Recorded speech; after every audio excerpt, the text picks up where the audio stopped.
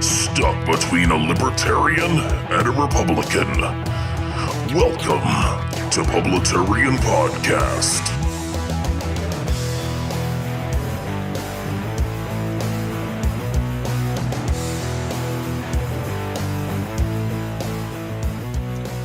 Good morning, good afternoon, and good evening, everybody. This is Ronald Johnson, Publitarian, coming at you again with another episode of Publitarian Podcast, and we are up to episode number 43 now. And it's a little bit different today because this is a joint podcasting adventure. And I'm excited to be doing a dual podcast with this gentleman. Tell us about this gentleman, Mr. Announcer Guy. This gentleman needs some introduction. A successful podcaster who dares to be a common-sense free thinker in the bastion of liberalism in the Bay Area of California. This gentleman is one half of the podcasting powerhouse known as Wiseguys Show. Ladies and gentlemen, Rob from the Blue Eye Mafia.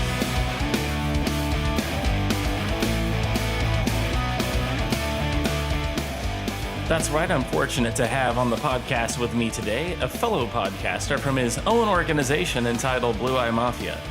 His podcast that he does with his brother is called Wiseguys Show.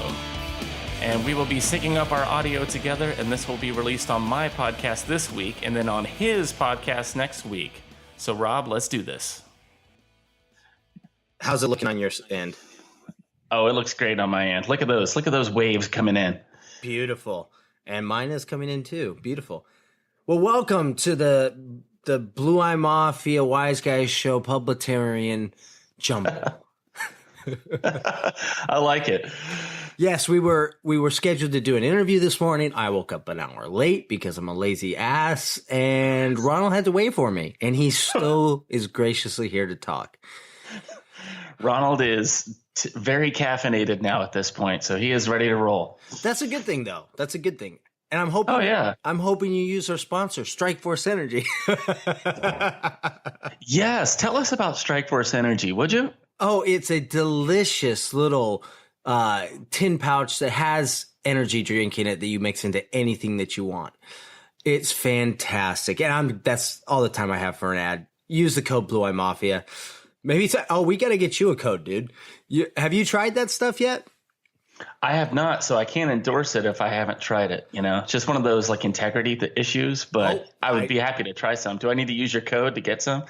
Yeah, if you do, it gets you 20% off. It's worth using the code.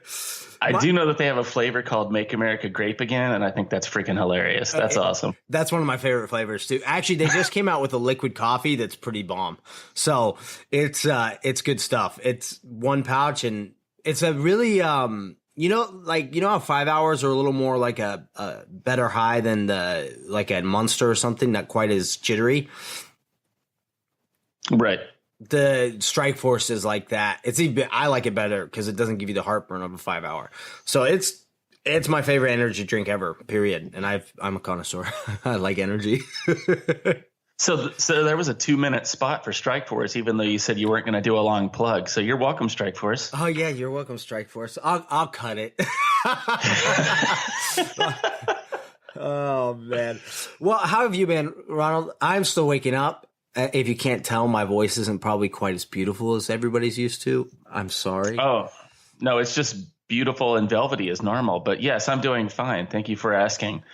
We've got a lot of stuff going on in the world, and I don't even know where you wanted to start. Like when we first started recording, you're like, hey, let's just BS this thing. And that sounds good to me, but like I have no idea where to go. There's so much topic and ground we could cover in this short amount of time. Where do we go? I think that, there's this guy called, his name is Creepy Joe. Are you familiar with Creepy Joe? I am familiar with Creepy Joe. I guess what I'm wondering is now that he's had the right's been calling him this forever, but now that the left is descending upon him in full social justice mode, do you think that he's going to be their nominee? I'm starting to doubt it. Yeah, no, he's got too much baggage in the era of Me Too. I don't think he's going to survive. Now, I said that before, and I was proven wrong because back in 2012, I mean, Joe Biden has plenty of fodder I mean, we can talk about his gaffes and him telling the guy in the wheelchair to stand up and all that crap, all day long. Stand up. And I'm, well, no. Oh, no. So anyway. He explained that one. He was just doing an impersonation of Jesus. That's all he was doing. He was being a miracle worker. But he gets a pass. They're always like, oh, that's just Joe. And I'm like, dude, if you would have applied anything that he has said or done and put Donald Trump's name in front of it, he'd be toast. So I don't know. So I'm thinking he's going to get eaten alive because liberal cannibalism is alive and well now. But who knows at this point? It's so beautiful. Well, I mean, like the field of Democrats right now, and Joe's terrible. But then you have Kamala Harris, who has a little bit of a sleeper way to the top story. I mean, it's really really a Cinderella story when you think about it. She had to get down on her knees and do some hard work to get to where she's at today. Well, there was a glass slipper joke there, but you went ahead and did better than I did. So there we go. We'll keep yours. No, go. I want to hear the glass slipper now. I'm curious. Oh gosh, it's gonna. You're gonna have to edit this out now because I'm gonna hem and haw my way through it. Okay. I had like a good setup for it, and now it's just left my brain. It's evaporated. Oh no. Well, what do you think about Kamala Harris, Mr. Ronald? Okay. Now this candidate scares the life out of me, and I seem to be the only person that is giving her any like serious attention. And I'm basing that only on her looks, her mannerisms, and how she goes about interrogating and asking questions. She just looks like somebody that you don't want to mess with.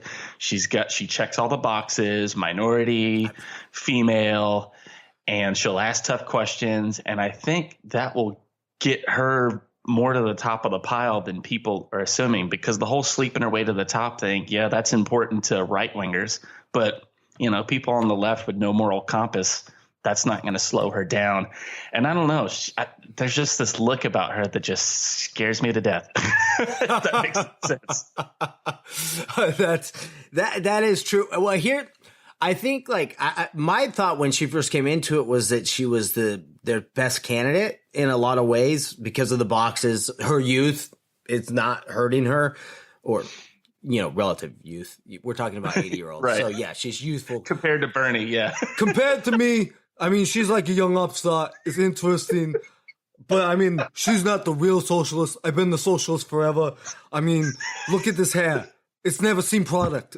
It's the best. Bagels for Bernie. Bagels for Bernie. I'm going to have to bring that back. I got to find a face filter, though, because when I was doing it with my beard, it just didn't work. I don't know if you ever saw, I did a whole series of Bagels for Bernie where I think I did it on my company Instagram because I hadn't quite branched out into a podcast Instagram. But yeah, I used to do those like every 2 days. Oh my gosh. No, I've only heard it on your podcast, so I had no idea. And I only hear the tagline of you and your brother going, Bagels for Bernie. So I have no context or anything. I just thought it was funny. Oh yeah, no, I used to do these Instagram videos. I would do like, it would just be stuff like, if you have one bagel, and the rich guy has 10 bagels, and you take 9 of those bagels away, everybody has one bagel. I don't know what we're just probably going to throw away the 9 bagels, but it's okay because everybody has one bagel. Bagels for Bernie. Under my plan, everybody can have everything bagels. Oh, that's pretty, dude. I like your Bernie because my voice isn't as deep as yours naturally. I got to be careful with that impression, or else it'll just like morph into like an Alf impression from the 80s. Oh, Willie, here's the catsup. I think I drop into more of like a Mark Wahlberg. It's wicked sweet. Oh shit, I'm not Bernie Sanders anymore. And the next 45 minutes will be us doing impressions at each other. Pretty much. That's how that is how it can go. Well, I mean, who do you want to see on the debate stage with Trump? Because Kamala, I kind of am rooting for Elizabeth Warren or Kamala, just because I want to see what Trump. Because I think with Kamala, you're going to see Trump be like, Look, I'm not saying this, but there's rumors. You slept your way to the top. I just don't know if that's a fair advantage. Like, I'm not saying that. That's a horrible rumor. But I've heard things. People have told me. I don't know. People are talking. That's all. That's all I'm saying. Yeah. Oh man, that would be great. You know that's how he's gonna do this. So I mean, no matter who he gets, unless it's Joe, I think then he'll go like straight into him. Him and Bernie, I think Trump will go at hard. But I think if it's a girl, it's going to be a lot of weird indirect stuff like, you know, you did the DNA test. I applaud you for that. The problem is you came back a 1,000th of a thousandth Indian or something like that. I mean, Rob Gomez is more Indian than you. That's fun. No, yeah, he would definitely use that, and she would be good on the debate stage because all she's going to have is talking points, and he's going to have zingers, and he just naturally has those zingers ready to go. And yeah, that's going to be good. Yeah, I cannot wait for the debates. I really can't. Like, Hillary was fun enough, but now Trump has like mastered his craft. Like, it's been years in the process. And you can tell now because he's starting to leak a little more, you know, calling things bullshit in a rally. Right. Like he's ramping up. It's getting time to go full Donald on everybody. So yeah, who else do we have? I'm forgetting somebody. Cory Booker. I don't think he's going to really make any traction. What do you think? No, he's just. I mean, liberal women they even dry up, and they're already dry, but they dry up even more when. I mean, they're like, really, please, bro, you're gay, bro.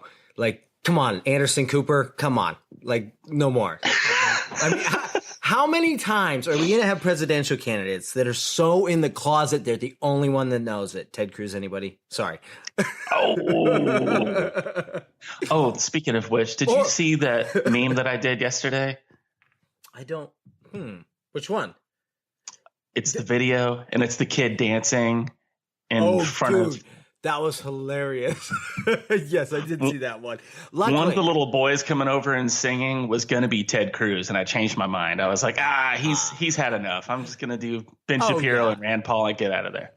You know what? I'm going to be completely honest, and this may be biased, but since he's grown the beard, I like him more. Right? No, seriously. It's weird. He looks less oily. Yeah, he's like rugged now. Like the smarmy lips. You can't see it anymore because he's got that beard. Yeah. He's beautiful Ted now. Yeah, he's beautiful Ted. He's manly Ted.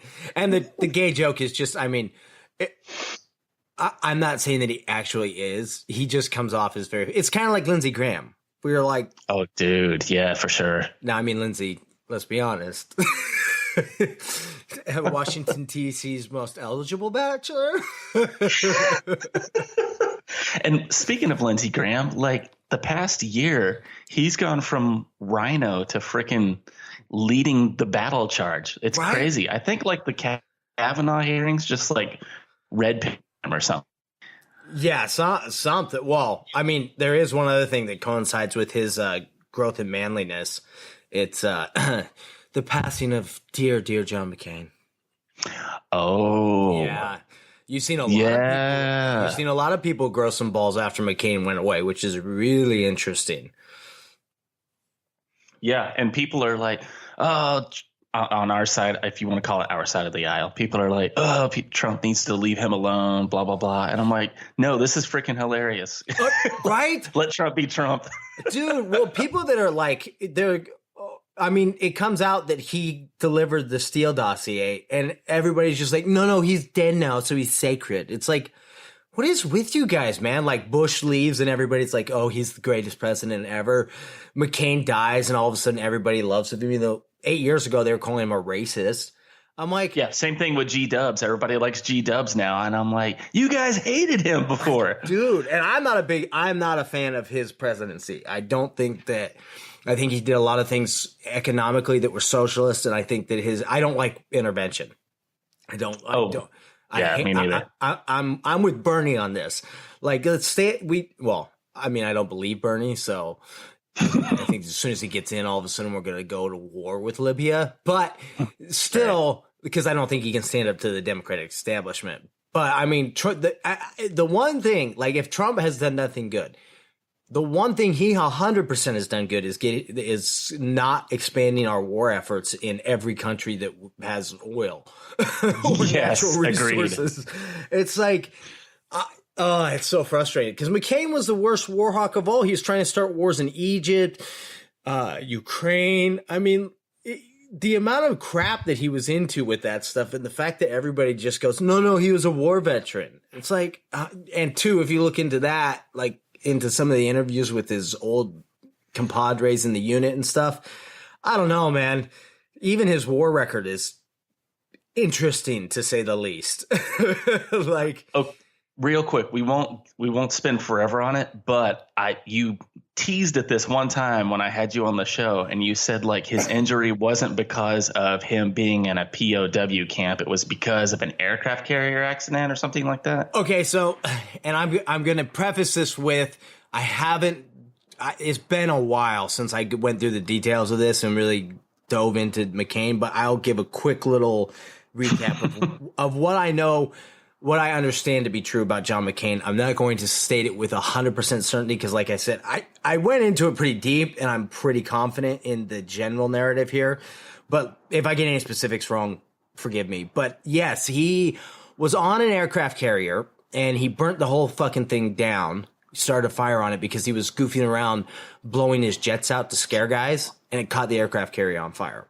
And whoa. Killed two, I think. Whoa! Yeah, two sailors.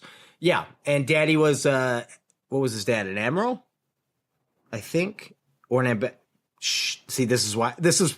Sorry, it's my fault. Oh no, it's okay. His dad was an admiral or an ambassador. I can't. One of the two. It was an A. He was a very powerful guy though, so he kind of always get him out of trouble. Like he was not near. He was not even middle of the road in his classes at in military school.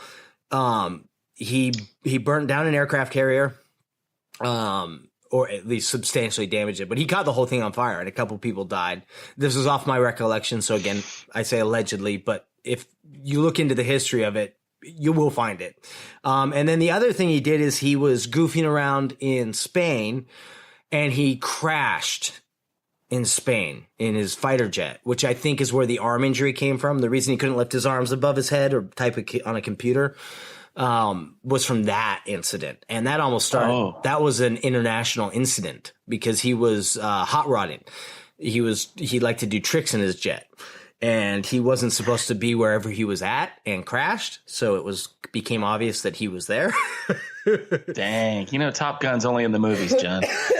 Pretty much. And then, so yeah, that was where the reason he did get tortured by the Vietnamese, Vietnamese.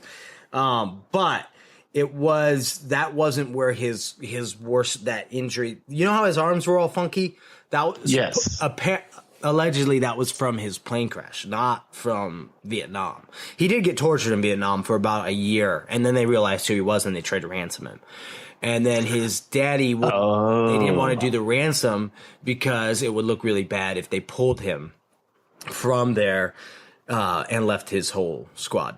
So they kept him there, but the story is, and this is hard to confirm. This is the one part I will say that there's different accounts. Some of his soldiers loved him. Some of them said that once they figured out who he was, he got special treatment and didn't get treated as badly as the rest of the soldiers.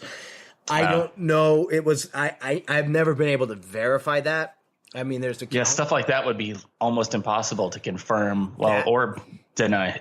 Yeah. So there's different narratives from the soldiers that were there with him. So that makes me a little wary to go, oh, for sure, one side or the other's right. I'm not Alex Jones. I can't. The interdimensional space demons got John McCain.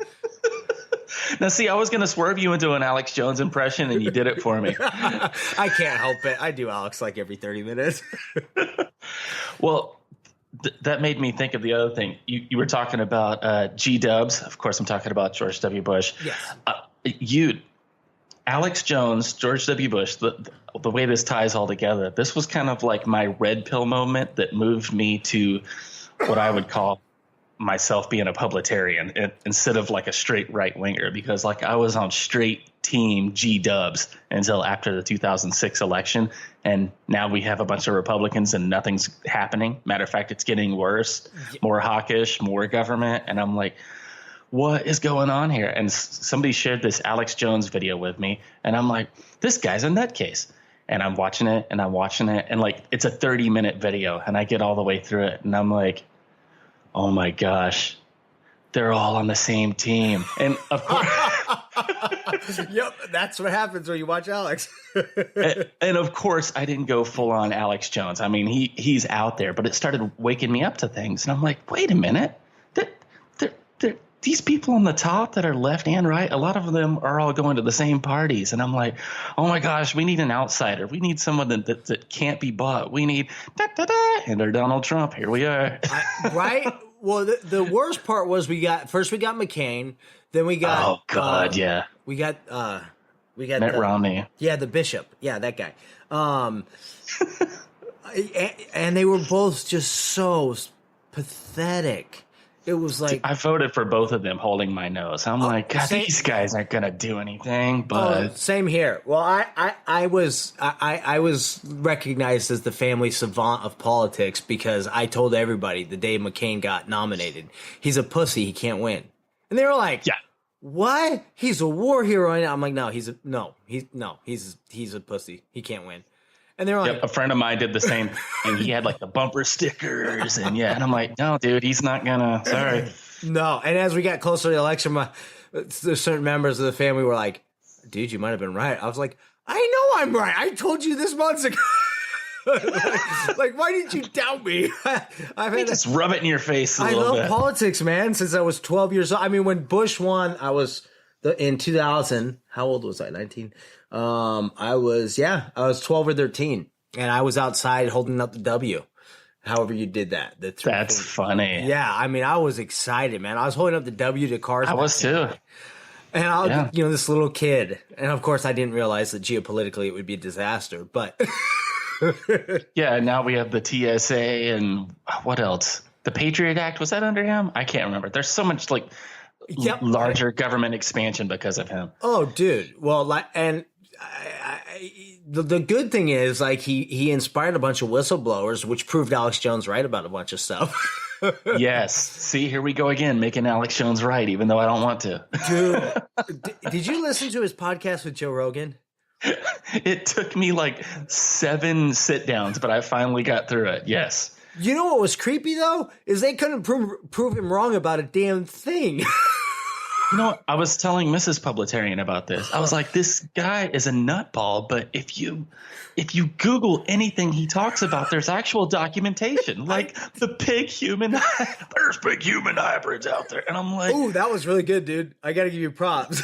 Your Alex is getting better and better. It's almost like you've heard more of him lately.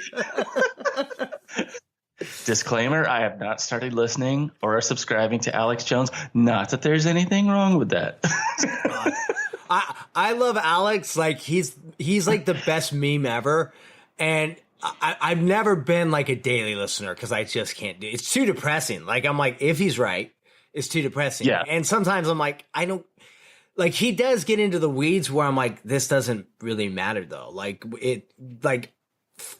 Talking about some things, it's not going to fix anything going forward. Like we've got to be looking at action and ways to make a difference and ways to change the trajectory, not just talk about the trajectory. Dude, you just made my point I was going to make. Because if he really is 100% right about everything, then we're screwed. Why are we doing this? Yeah, exactly. It's like now, well, not just that, but then what are the tools to like? I'm Christian, which I believe you are too, right? And yes, sir. I believe in demons. I believe that they have a lot of influence over the world. Like I don't believe in the Illuminati in the sense of a single group of people that get together. I don't think that there's just one cabal that runs things. However, I do believe that people that dedicate their lives to evil are under the influence of demons, if you will. And that they don't have to get together in a room to do to serve evil, right? Like it's like a symbiosis rather than an actual cognizant plan. I think if you look at the way the world works, when you have these globalist entities like a George Soros type, he doesn't have to meet with the other guys that are trying to do the same things. They just all he just knows his end goal. Yeah, they're all working towards the same end goal. So the meeting, I think, takes place in hell, and Hillary has been invited. We're pretty sure of this, but. But outside of that, Hillary. Yeah, exactly. I think outside of that, though, I think you are looking at more of like this. It's more of like this mind meld that, you know, they're serving a common goal rather than necessarily even being cognizant of each other. Right. Like if a bad dictator in Africa, imam in Iran, and George Soros all have the same goal, which is essentially the worship of death and culture. Which is just a super oversimplification, but it really is kind of the way that they work, right? Like they want the elite class to be above death and they want everybody else to embrace it. Dude. Yeah, that's actually very well put out. Yeah. Well, you know, I got a lot of insight into this doing the religious right episode. So help me if you tease me one more time about that religious right episode. Dude, I know. We are going to storm your studio. My brother-in-law is going to kill me. I promise it will be coming within the next month. I have it. I'm almost there. I've done my research. I've just got to compile it all and make sense of it, which is not easy because I didn't think it was going to be the rabbit hole it is, dude. It is a rabbit. And I will tell you this right now. It's not going to be like the one thing that I am sure of is it's not Christian's fault. It's the way that the whole thing works is more of just kind of like I was saying, like it's a symbiosis of good intentions that don't go the right direction at the end of the day. And not because the road to hell is paved with good intentions. Pretty much. Yeah. And one of the best points I heard, and this will be in there, but is that with the pro-life movement, which is there's a huge whole, like everybody thinks of the religious right as going back to kind of that time period or maybe 10 years before that. Which isn't true. It started way back in the early 1900s. But like just on the abortion issue, I was listening to one book by a really liberal guy that hates the religious right, but he was part of it. And one of the points that he made that was really good, and he's pro-choice now and just very interesting. He's super progressive. He's gone full social gospel. But one of the really good points he made was he's like, how many times have the Republicans ever had a Republican Congress, a Republican president, and they haven't tried to legislate away Roe versus Wade? I was like, oh shit, a lot. No. Yeah, he's right. It's really weird because even when Trump got in, I was kind of like, hopefully they go for it. I understand why they didn't this time because their majority with Jeff Flake was pretty much worthless. Flaky Flake. Yeah, for sure. Oh my goodness. He's such a worthless, but it is interesting though, because the religious right from what I understand about it, essentially, if I sum it up, is they conflated capitalism with Christianity and the end result is just confusion. Is kind of what it's resulted in mass, but in particular in the way that it works in politics, because that's more what it's about. It's not about the everyday Christian. I have no beef with them. I love Christians across the board. As a Catholic myself, obviously we're papists, we're evil, right? but I'm actually Orthodox too. I'm Orthodox Catholic. I'm Eastern and Western, whole complicated thing, but it is very interesting. Like, I'll promise you this. It's not going to be some diatribe against the religious right, but I'm going to share as much information as I possibly get. This is why it's taking so long, because I got to cover from 1920 to now and the different way. It's almost like feminism. There's been waves of the religious right. Like, their priorities change and all that. Like, if you Google search it, one of the first articles that'll pop up is, or one of the first series of articles that'll pop up is how that it's based on racism, which isn't true. But that's the big liberal narrative at this point, is that it's all because of desegregation of schools. Oh my gosh. It's the only card they have, and they just continue to play it on everything. Well, what's shitty is there were some racists in the South. There were. For sure. That did try to capitalize on the Christian movement in America. But that was not like they try to make it sound like it was the origins, which when you cut out any history prior to the years that they were having the segregation stuff, it sounds like it until you read about the prior 40 years. And then you're like, wait a minute. This has been going on for a long time. Well, dude, even the summary has taken you 10 minutes. So this is going to be a heck of a podcast when it comes out. Oh, dude, it might end up being like 3 parts because it's with the way that I lose track. Well, that's one of the things I have to pretty much write it out to an extent, like an outline, a giant outline, which I've started on. But that was one of the other things. Every time I start on it, I find more information. I'm like, oh crap, I got to change this. It's not accurate. And you mentioned like Roe versus Wade, and we won't go down that rabbit hole too much. But oh no, let's dive in. Here we go. I was thinking that worst case scenario, because this is like a sacrament to the left, and the right is a boogeyman, that they're gonna take this sacrament away. I'm like, absolute worst case scenario, if that ruling got overturned, there's still going to be abortion available. It would just be up to the states to decide, right? Yes, that is. Well, it depends on how they take it away. So there's there's going to be two directions they can go with the way that they address it.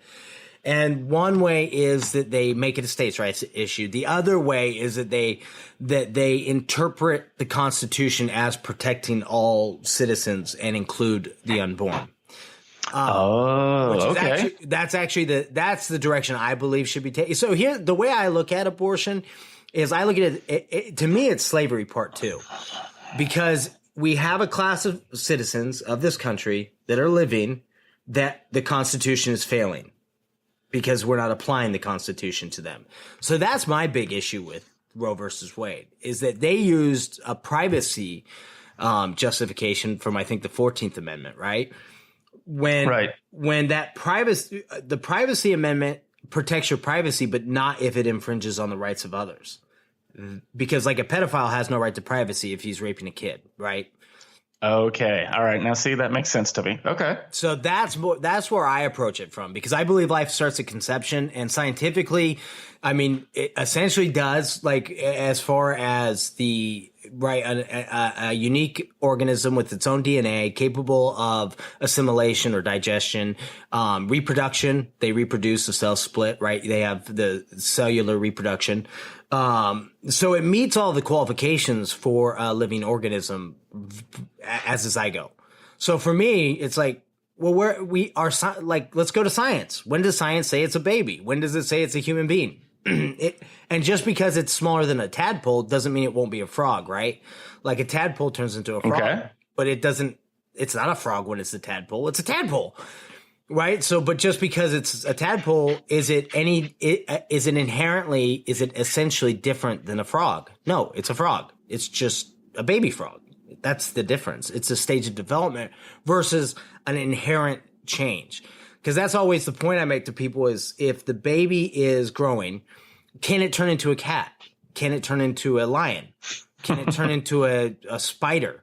No, it can't, because it has DNA, and it's DNA. Well, now if we talk to Alex Jones, I mean, he'll probably, yes, there's spider cat hybrids. I did not see that coming, but that was brilliant. Oh gosh, spider humans. Let me play devil's advocate for a minute, because this is the talking point that I hear from the other side of the aisle on this issue, that pro-life people are not pro-life. They're just pro-birth. They're pro-baby. They don't care about what happens to the baby after it gets out of the womb. Yes. Now see that part of it, I do think the right needs to do better, because we don't have, it's a multi-layered thing, right? Like, I think the Ben Shapiro's of the world would say, well, that baby has life, so it has the opportunity to live, and it has the opportunity to be the next big person. You never know. It's going to be something. So I don't really think that you can say, like, you have to be principled about this. I'm not a big fan of Teddy Roosevelt, because he busted up big corporations, and I'm a huge fan of Robert Barron's, because, our sponsor here today, William Hearst Gold. Anyways,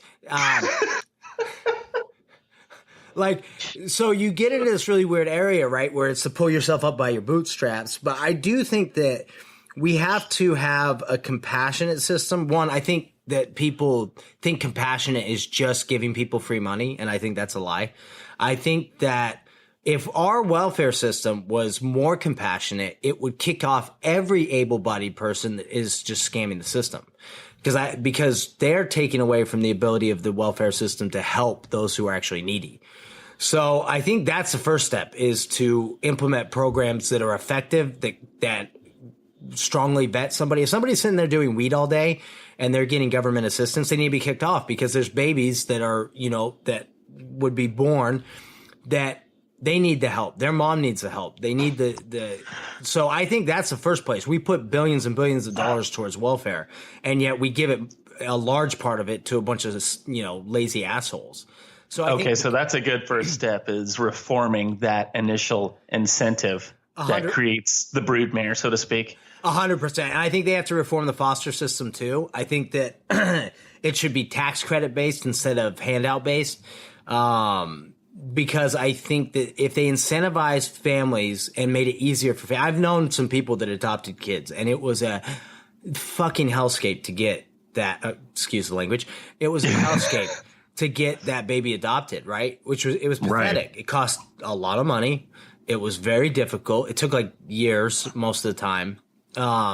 So that's insane. Like I know one lady that adopted a crack baby, and they saved that baby. But to get there, I mean, it was a disaster. So I know a family that's done that too, that has fostered kids, and that also has taken kids in that were just supposed to be, transitioned. Then they ended up, getting them and raising the kids and making a better life for them. And that part is good. That's the part I like to see.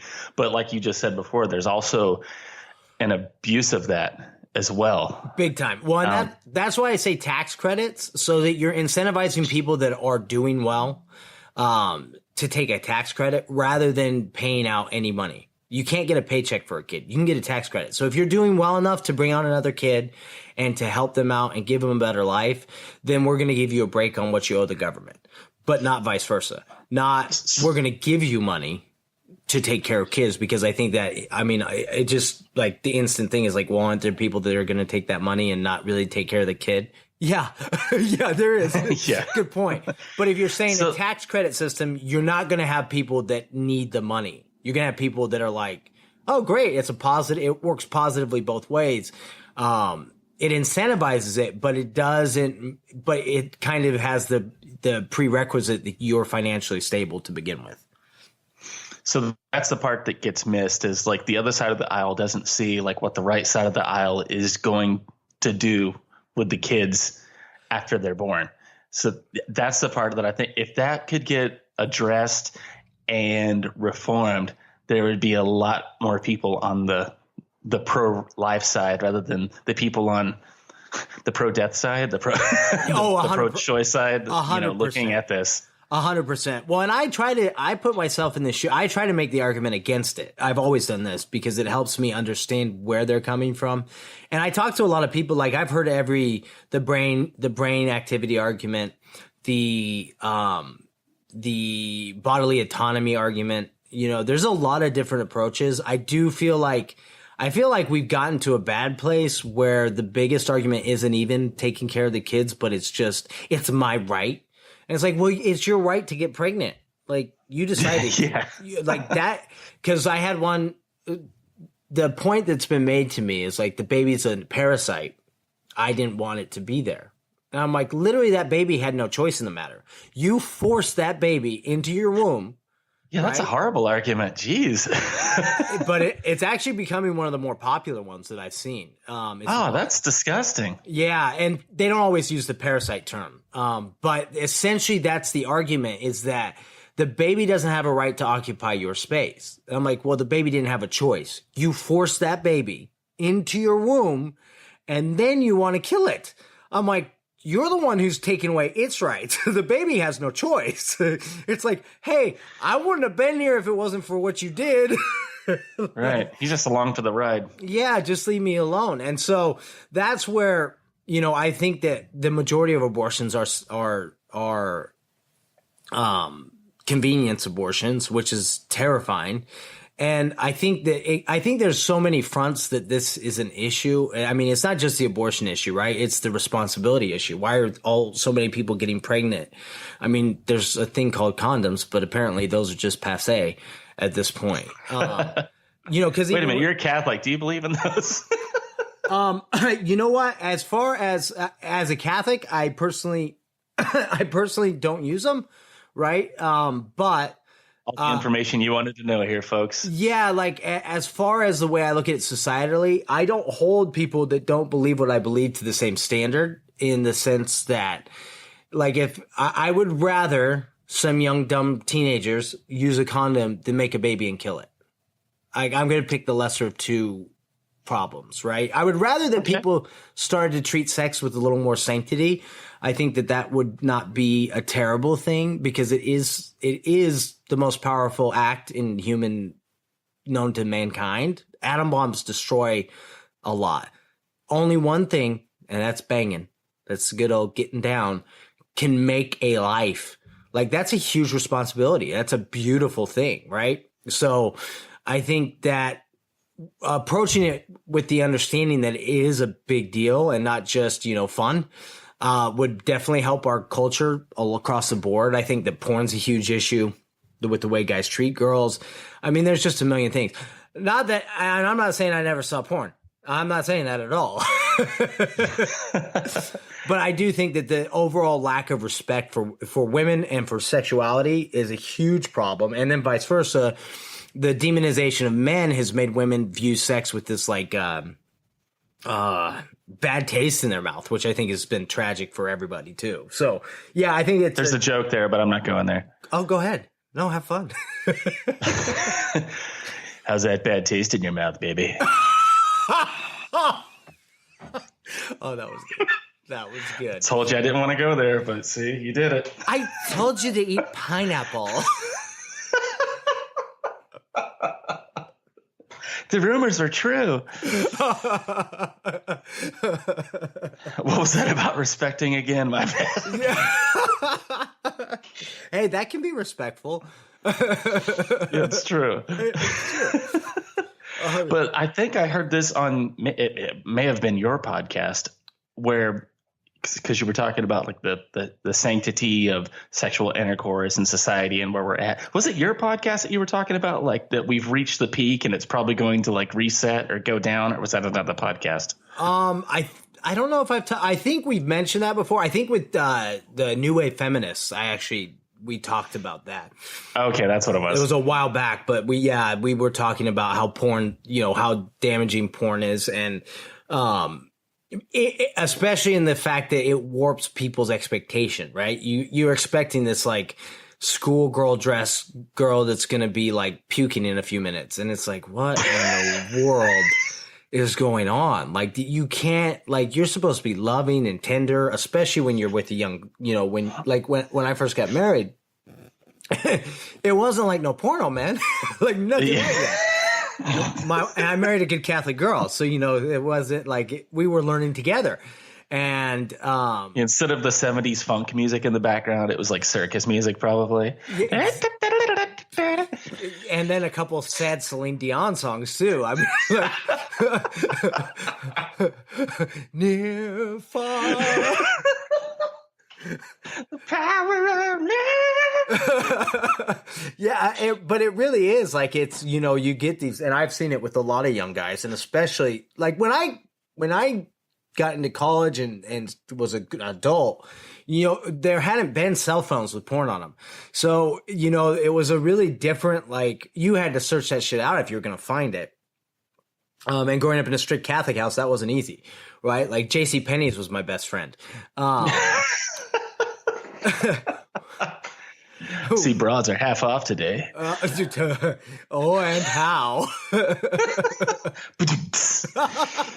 But that was one of the things, is like, I see these young guys coming up, and their perception of like entering the dating entering dating and stuff is different. It's different. Oh my gosh. I couldn't even imagine growing up with like the access to the stuff that you could see on the internet to a little, 12, 13, 14-year-old boy. Oh my God. I mean, if you Google porn, you get like 45 sites within seconds. And I know it's a cornucopia of whatever. It's like, what in the whoa. Like, I am so glad I did not have this when I was a horny teenager. This would have been a disaster. Yeah, exactly. I mean, we joke about it, but I'm like, dude, that's those poor kids, man. I can't even imagine having that power. It'd be like giving a 10-year-old a blowtorch and just saying, all right, go have fun. I mean, I half expect the entire generation to become plasterers as a career. Anyway.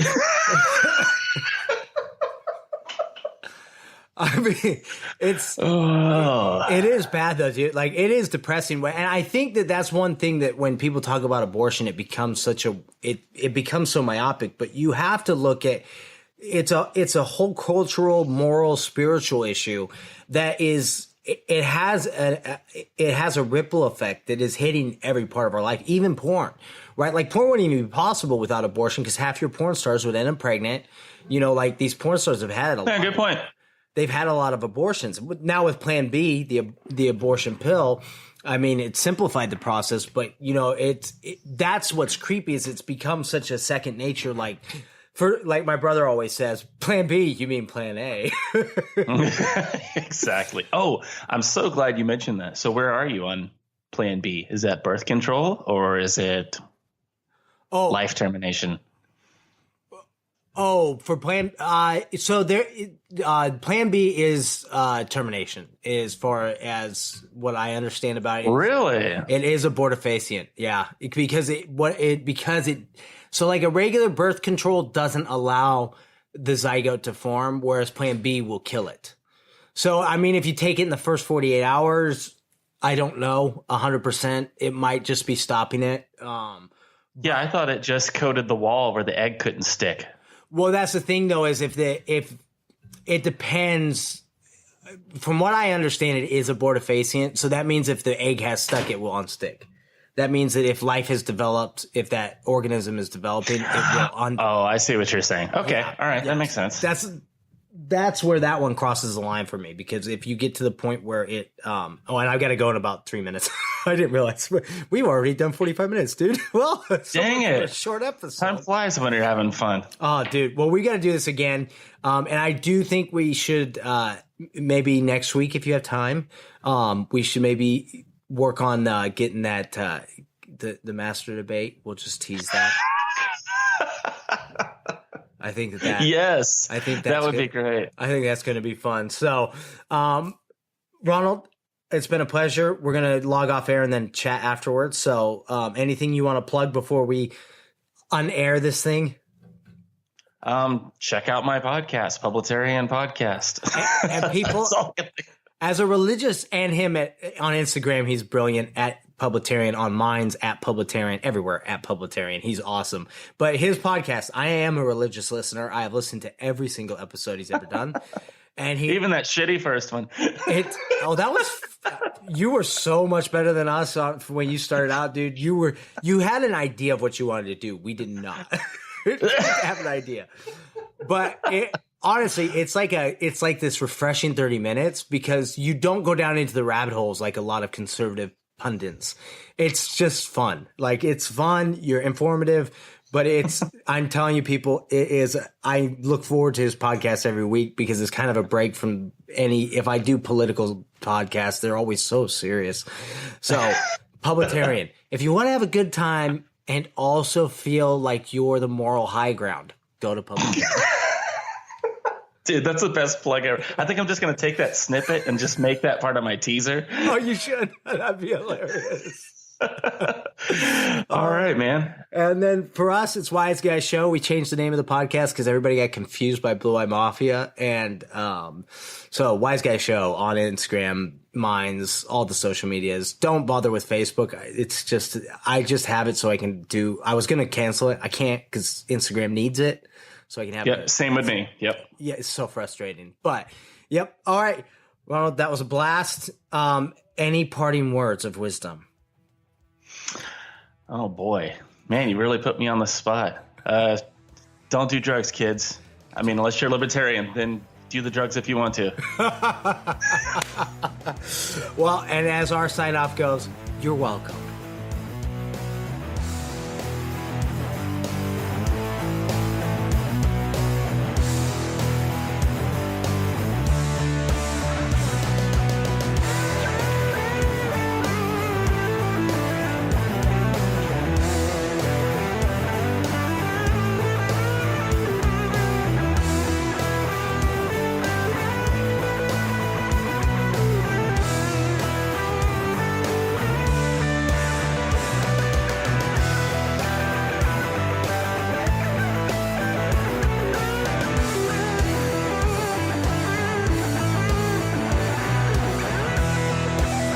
You've been listening to Publitarian Podcast. Copyright 2019.